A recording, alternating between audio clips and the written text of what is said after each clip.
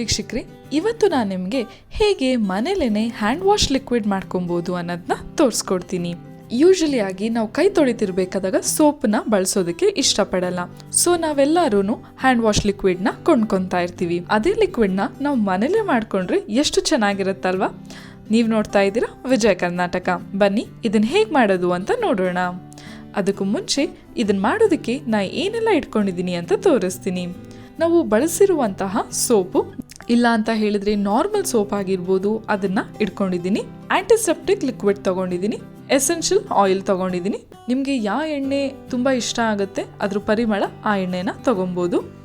ಶುರು ಮಾಡ್ಕೊಳ್ಳೋಣ ನಮ್ಮ ಲಿಕ್ವಿಡ್ನ ಮಾಡ್ಕೊಳ್ಳೋದಕ್ಕೆ.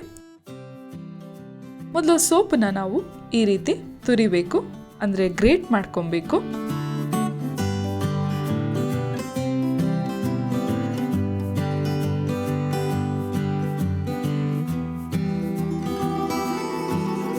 ನೋಡಿ, ನಾನು 3 ರೀತಿಯ ಸೋಪನ್ನು ಗ್ರೇಟ್ ಮಾಡ್ಕೊಂಡಿದ್ದೀನಿ. ಇವಾಗ ಒಂದು ಪ್ಯಾನ್ ಒಳಗಡೆ ನೀರನ್ನ ಹಾಕಿ ಬಿಸಿ ಆಗಕ್ಕೆ ಇಡಬೇಕು.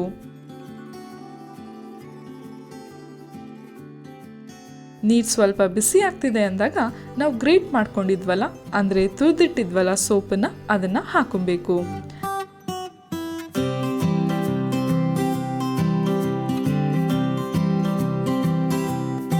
ಆಮೇಲೆ ಸೋಪ್ ಕರಗೋವರೆಗೂ ಚೆನ್ನಾಗಿ ಬಿಸಿ ಮಾಡ್ಕೊಬೇಕು.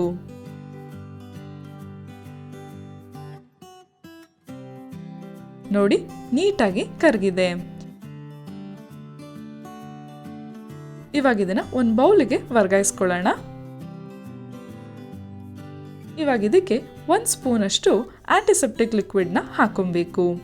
ಆಂಟಿಸೆಪ್ಟಿಕ್ ಲಿಕ್ವಿಡ್ ಹಾಕೊಳ್ಳೋದ್ರಿಂದ ನಮ್ಮ ಕೈಯಲ್ಲಿ ಏನೇ ಕೀಟಾಣುಗಳಿದ್ರು, ಇಲ್ಲ ಅಂತ ಹೇಳಿದ್ರೆ ಏನಾದರೂ ಸಣ್ಣ ಪುಟ್ಟ ಗಾಯ ಆಗಿದ್ರು, ಅದೆಲ್ಲ ಬೇಗ ಗುಣ ಆಗುತ್ತೆ. ಚೆನ್ನಾಗಿ ಮಿಕ್ಸ್ ಆದಮೇಲೆ ನೆಕ್ಸ್ಟು ಎಸೆನ್ಷಿಯಲ್ ಎಣ್ಣೆನ ಹಾಕೊಬೋದು. ನಾನು ಲ್ಯಾವೆಂಡರ್ ಎಸೆನ್ಷಿಯಲ್ ಎಣ್ಣೆನ ಹಾಕೊಂಡಿದ್ದೀನಿ. ನಿಮ್ಗೆ ಯಾವ ಪರಿಮಳ ಇಷ್ಟ ಆಗುತ್ತೆ ಅದನ್ನ ಬಳಸ್ಬೋದು. ಎಲ್ಲ ಮಿಕ್ಸ್ ಆದಮೇಲೆ ಒಂದು 5 ನಿಮಿಷ ಹಾಗೆ ಆರೋದಕ್ಕೆ ಬಿಡಿ. ನೋಡಿ, ನೀಟಾಗಿ ಆರಿದೆ. ಇವಾಗ ಇದನ್ನ ಮತ್ತೆ ಮಿಕ್ಸ್ ಮಾಡ್ಕೊಬೇಕು, ನಮಗೆ ಲಿಕ್ವಿಡ್ ಫಾರ್ಮ್ ಅಲ್ಲಿ ಸಿಗಕ್ಕೆ.